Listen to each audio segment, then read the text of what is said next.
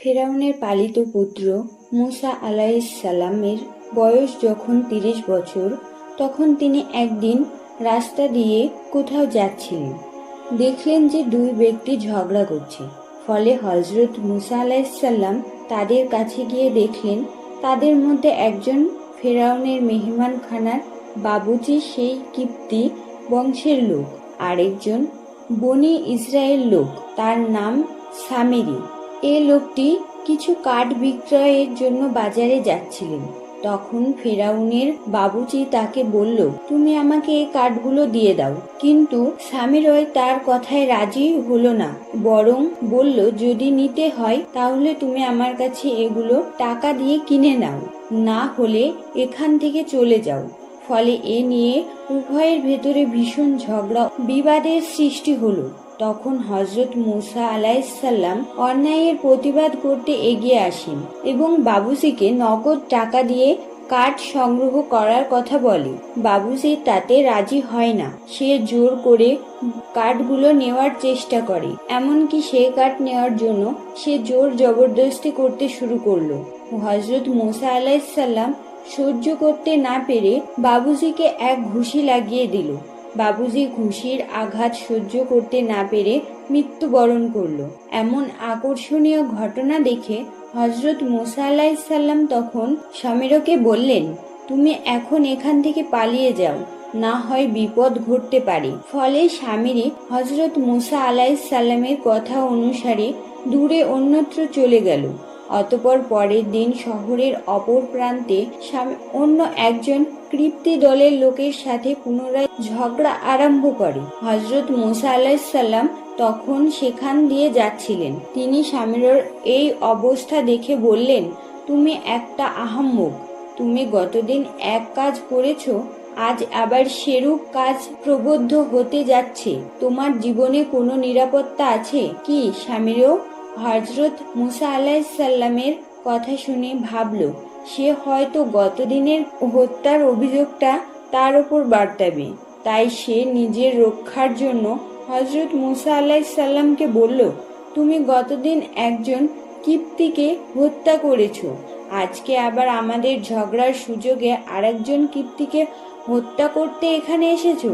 কথা শুনে সেই কিপ্তি লোকটি হযরত মুসা আলাইহিসসালামকে বলল, তাহলে তুমি গতদিনের হত্যাকাণ্ড ঘটিয়েছ। তোমাকে তো ফেরাউনের লোকেরা খোঁজাখুঁজি করছে, আজকে আবার হত্যার ষড়যন্ত্র নিয়ে এসেছো এখানে। আচ্ছা, তোমাকে দেখাচ্ছি। এই বলে সে ফেরাউনের দরবারের দিকে দৌড় দিল। হযরত মুসা আলাইহিসসালাম ভাবলেন তার পালক পিতা হলেও বিচারের ক্ষেত্রে তাকে আর্দ্য রেহাই দেবে না। যেমন উচিত বিচার তার মাকেও ছাড় দেয়নি, তাই তাকে কঠোর শাস্তি দিতে দ্বিধাবোধ করবে না। এই ভেবে তিনি রাস্তার এক গলি ধরে সম্মুখে অগ্রসর হতে লাগলেন। এমন সময় এক যৌনক ব্যক্তি এসে তাকে বলল, হে ফেরাউনের পালক পুত্র, আমি তোমাকে চিনি। তুমি একজন বনি ইসরায়েল গোত্রের মুসলমান, আমিও একজন মুসলমান। তবে আমি ফেরাউনের দরবারে চাকরিরত অবস্থায় আছি। আমি কিছুদিন পূর্বে দেখে এসেছি তোমার বিরুদ্ধে ফেরাউনের দরবারে এক হত্যা মামলার দায়ের করা হয়েছে। সে মর্মে ফেরাউন তোমাকে খুঁজে বের করার জন্য চারিদিকে লোক প্রেরণ করেছে। অতএব তুমি নিজের নিরাপত্তার জন্য এখান থেকে দ্রুত কেটে পড়ো। এই বলে লোকটি চলে গেল। হযরত মুসা আলাইহিসসালাম আগতকের খবর শুনে চিন্তাযুক্ত হলেন এবং দ্রুত পথ অতিক্রম করতে লাগলেন। কোথায় যাবেন তার কোনো ঠিকানার সিদ্ধান্ত ছিল না। তবে তিনি মনে মনে ভাবলেন, বর্তমান অবস্থায় তার মিশর ত্যাগ করা উচিত। তাই তিনি সোজা পথে চলতে লাগলেন। অতঃপর 3 দিন পথ চলার পরে তিনি এক ময়দানে গিয়ে পৌঁছালেন। তিনি ছিলেন অত্যন্ত ক্লান্ত, তাই তিনি একটি কূপের অদিরে পাহাড়ের নিচে বসে বিশ্রাম করতে লাগলেন। এমন সময় তিনি দেখলেন দুটি যুবতী মেয়ে মেষ নিয়ে পানির কূপের নিকট দাঁড়িয়ে আছেন। তখন তিনি অগ্রসর হয়ে তাদের নিকটে গিয়ে জিজ্ঞাসা করলেন, তোমরা কারা আর এখানে কেন দাঁড়িয়ে আছো? মেয়েরা উত্তর দিল, আমরা আল্লাহর নবী হযরত শোয়েব আলাইহিসসালামের মেয়ে। আমরা এখান থেকে আমাদের মেষগুলোকে পানি পান করানোর জন্য এসেছি, কিন্তু কূপটি ভারী পাথর দিয়ে ঢাকা, তাই চৌকিদারের অপেক্ষা করছি। উনি এসে পাথর সরিয়ে দিলে আমরা আমাদের মেষগুলোকে পানি পান করাবো। তাদের কথা শুনে হযরত মূসা আলাইহিসসালাম বললেন, আচ্ছা, আমি পাথর সরিয়ে দিচ্ছি, তোমরা তাহলে সহজে পানি পান করাতে পারবে। মেয়েরা তখন বলল, পাথরটা অনেক ভারী, যা স্বাভাবিকভাবে অনেক লোক একত্রিত এসে নড়াচড়া করে থাকে, ওটা আপনি একাকীভাবে সরিয়ে দেবেন? তখন হযরত মূসা আলাইহিসসালাম কূপের কাছে গিয়ে পাথরটি একাকী সরিয়ে ফেললেন। তখন মেয়েরা অনেক খুশি হয়ে মেষগুলোকে পানি পান করালো।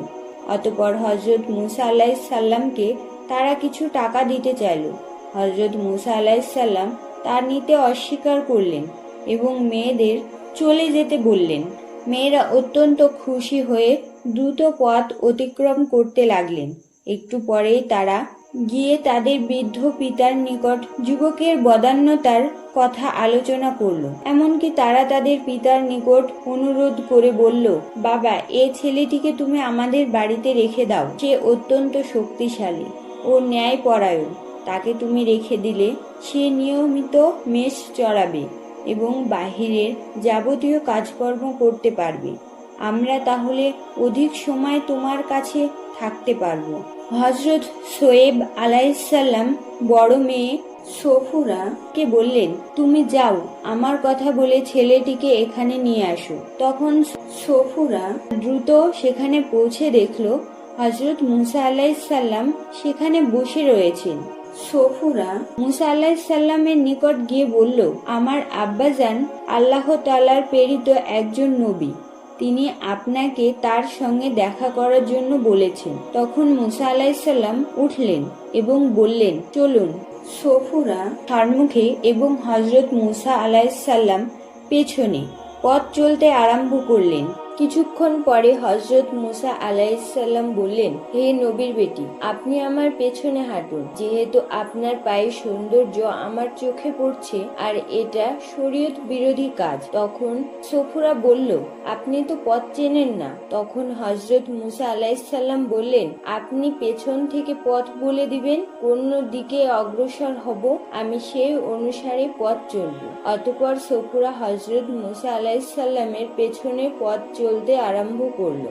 এভাবেই কিছুক্ষণ পথ চলার পর তারা উভয়ে হযরত শোয়েব আলাইহিসসালামের নিকট গিয়ে পৌঁছলেন। হযরত শোয়েব আলাইহিসসালাম হযরত মূসা আলাইহিসসালামকে দেখে তার প্রতি দীর্ঘ সময় তাকিয়ে রইলেন। তারপর তিনি বললেন, মা সফুরা, ছেলেটিকে কিছু খেতে দাও, সে ভীষণ ক্ষুধার্ত, বিগত 3 দিন ধরে সে কিছুই খায়নি। তখন সফুরা পিতার আদেশে তার জন্য খাবার নিয়ে আসলো। হযরত শোয়েব আলাইহিসসালাম হযরত মূসা আলাইহিসসালামকে খানা খাবার জন্য বলল। হযরত মূসা আলাইহিসসালাম নবীর আদেশ শিরোধার্য মনে করে খাবার গ্রহণ করলেন। তখন মূসা আলাইহিসসালামকে বিশ্রাম করতে বলা হলো। হযরত মূসা আলাইহিসসালাম বিশ্রাম কক্ষে প্রবেশ করে নামাজ আদায় করতে মনোযোগী হলেন।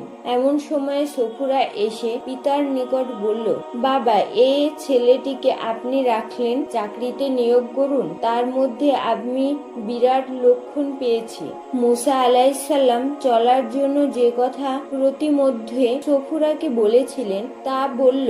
হযরত শোয়েব আলাইহিসসালাম বললেন, মা সফুরা, আমি তার ললাটির যে উজ্জ্বলতা লক্ষ্য করেছি তা নবী ছাড়া সাধারণ মানুষের থাকে না, অতএব তাকে শুধু রাখাল হিসেবে নিয়োগ করা অন্যায় হবে। তার চেয়ে আমি তার সাথে তোমাকে বিবাহ দিতে চাই এবং বিয়ের মোহরানা হিসেবে তাকে রাখালের দায়িত্ব দিতে পারি। সফুরা পিতার প্রস্তাবে মনসম্মতি জ্ঞাপন করল। বিশ্রাম শেষে হযরত মূসা আলাইহিসসালামের নিকট আসলেন। তখন তিনি বললেন, বাবা, কোথা থেকে তুমি এখানে এসে পৌঁছলে? হযরত মূসা আলাইহিসসালাম তখন তার পেছনের সব ঘটনা বললেন। হযরত শোয়েব আলাইহিসসালাম তার সমস্ত ঘটনা শুনে বললেন, বাবা, তোমার ওপর আল্লাহ তাআলা দুনিয়া ও আখিরাতের সর্বনুবায়তি দায়িত্ব অর্পণ করবেন। করবেন। তাই তোমাকে বিভিন্ন পরীক্ষার মাধ্যমে একজন যোগ্য ব্যক্তি হিসেবে তৈরি করে নিচ্ছেন। অতএব তুমি ধৈর্যের সাথে সকল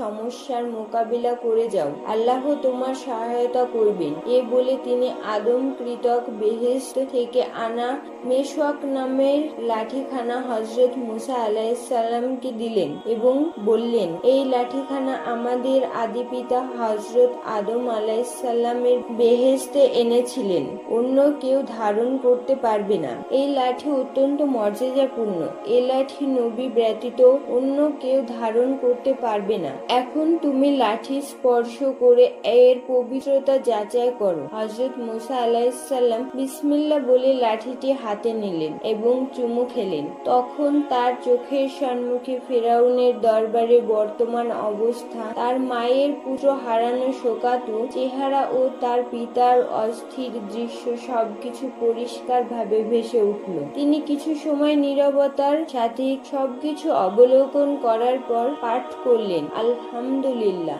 অতএব হযরত শোয়েব আলাইহিসসালাম বললেন, আমি তোমার নিকট আমার বড় মেয়ে সফুরাকে বিবাহ দিতে চাই এবং মোহরানা বাবদ তোমার প্রতি 8 বছরের জন্য মেষ চড়ানোর চাকুরি বাহুল করে দিতে চাই। তবে 8 বছর পরে যদি তুমি ইচ্ছে করো তবে 10 বছর পর্যন্ত এ চাকুরি বাহুল থাকবে, সেটা তোমার ইচ্ছাধীন ব্যাপার। তখন হযরত মুসা আলাইহিসসালাম বললেন, আপনি জামানার নবী, আমার পথ প্রদর্শক ও মুরব্বী, অতএব আপনার আদেশ পালন করা আমার পক্ষে ফরজের শামিল। হযরত শোয়েব আলাইহিসসালামের মতামত পেয়ে বিবাহের আয়োজন করলেন এবং সংক্ষিপ্তভাবে বিবাহ কার্য সমাধা করে দিলেন।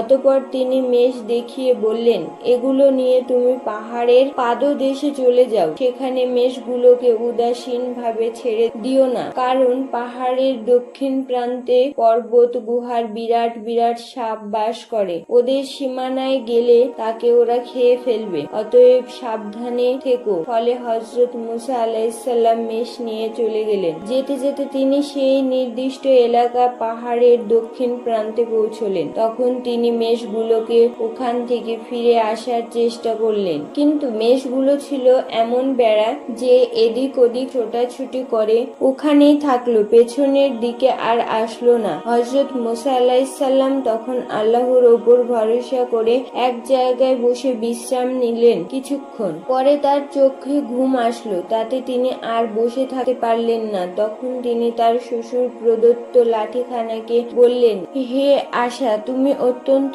বরকতি বস্ত্র, বেহেশতে তুমি নবীর হাতে পৃথিবীতে এসেছো, তোমার ভেতরে অনেক বরকত ফজিলত রয়েছে, তাতে সন্দেহ নেই। অতএব তুমি আমার মেষগুলোকে পাহারা দিও, আমি কিছু সময় ঘুমিয়ে নিই। এই বলে হযরত মুসা আলাইহিসসালাম ঘুমিয়ে পড়লেন। কিছু সময় পরে এক বিরাট অজগর গুহা থেকে বের হয়ে মেষকে ভক্ষণ করার জন্য সম্মুখে অগ্রসর হলো। তখন হযরত মুসা আলাইহিসসালামের আশা আরো বড় এক সার্পের আকৃতিতে সেখানে এসে অগ্রসর হয়ে অজগরকে কামড়ে ধরে এমন আছাড় দিল যাতে এক আছাড়ে অজগরটি মারা গেল। হযরত মুসা আলাইহিসসালাম ঘুম থেকে উঠে দেখেন তার আশা এক বিরাট সাপের আকৃতিতে এক বিরাট অজগরকে কামড়ে ধরে আছে। তখন তিনি ভয়ে ভয়ে কাছে গিয়ে দেখেন অজগরটি মৃত এবং তার আশা স্বাভাবিকে সে পূর্বে লাঠির আকারে অন্য কিছু নয়। তখন তিনি আশা হাতে নিলেন এবং আল্লাহ তাআলার শুকরিয়া আদায় করলেন। হযরত মুসা আলাইহিসসালাম একাধারে 8 বছর হযরত শোয়েব আলাইহিসসালামের সহবাতে কাটালেন। এর ভেতরে আরেকটা মজার ব্যাপার ঘটে গেছে। হযরত মুসা আলাইহিসসালাম রাখালি জীবনের 4 বছর অতিক্রম হইলে একদিন হযরত শোয়েব আলাইহিসসালাম বললেন, হে মুসা, এবছর যদি সকল বাচ্চা পুরুষ হয় তবে সেগুলো সব তোমাকে দিয়ে দেবে। আল্লাহর হুকুমে সে বছর সব বাচ্চা পুরুষ হলো। তখন হযরত শোয়েব আলাইহিসসালাম সব বাচ্চা হযরত মুসা আলাইহিসসালামকে দিয়ে দিলেন। পঞ্চম বছর হযরত শোয়েব আলাইহিসসালাম বললেন, হে মুসা, এবছর যদি সব বাচ্চা মাদি হয় তবে সেগুলো আমি তোমাকে দিয়ে দেব। সে বছর আল্লাহর রহমতে সবগুলো মাদি হয়। তখন শোয়েব আলাইহিসসালাম হযরত মুসা আলাইহিসসালামকে ডেকে সব বাচ্চাগুলো দিয়ে দেন। এভাবে ষষ্ঠ বছর তিনি তিনি বলেন যে এবছর যদি সমস্ত বাচ্চা সাদা হয় তবে সেগুলো আমি তোমাকে দিয়ে দেব। আল্লাহর হুকুমে সে বছরও সব বাচ্চা সাদা হলো। অষ্টম বছর হযরত শোয়েব আলাইহিসসালাম বলেছেন, এ বছর যদি সমস্ত বাচ্চা কালো হয় তবে আমি সবগুলো তোমাকে দিয়ে দেব। আল্লাহ তাআলা সে বছরও সবগুলো বাচ্চা কালো করে দেয়। এতে হযরত মুসা আলাইহিসসালাম যে মেষের মালিক হলেন তার সংখ্যায় ছিল কয়েক হাজার। তিনি কিছু বিক্রি করলেন, কিছু খেলেন আর কিছু দান করলেন। এভাবেই এক এক করে 8 বছর কেটে গেল। পরে আরো 2 বছর সহ মোট 10 বছর হযরত মুসা আলাইহিসসালাম হযরত শোয়েব আলাইহিসসালামের সাহবাতে রাখালের চাকরি করে নবুয়াতির ভার বহনের যোগ্যতা অর্জন করেন। অতঃপর আল্লাহ তাআলার পক্ষ থেকে মিশরের ফেরাউনকে দ্বীনের দাওয়াত দেবার জন্য মিশর যাত্রার হুকুম হয়। হযরত মুসা আলাইহিসসালাম একথা হযরত শোয়েব আলাইহিসসালামকে অবগত করেন। হযরত শোয়েব আলাইহিসসালাম বললেন, তুমি সত্বর মিশরে চলে যাও। আমি তোমার যাত্রার প্রাক্কালে আমার ধন দৌলত, সহায় সম্পদ, মেষক উট সবকিছু তোমাকে দান করলাম। এখন তুমি এগুলো নিয়ে যেতে পারো। বিষয়টি সম্পূর্ণ তোমার আওতাভুক্ত। হযরত মুসা আলাইহিসসালাম বললেন, আমি সবকিছু এখানে রক্ষণাবেক্ষণের ব্যবস্থা করব। আর কিছু মালপত্র আর সফুরাকে নিয়ে আমি মিশরের যাত্রা করব। হযরত শোয়েব আলাইহিসসালাম বললেন, আমি তোমাদের তারাক্কির জন্য দোয়া করি এবং তোমার দ্বারা আল্লাহ যেন পৃথিবীতে এক অনন্য ইতিহাস সৃষ্টি করেন সেজন্য কায়েম মানবাকে আল্লাহর দরবারে ফরিয়াদ জানাই।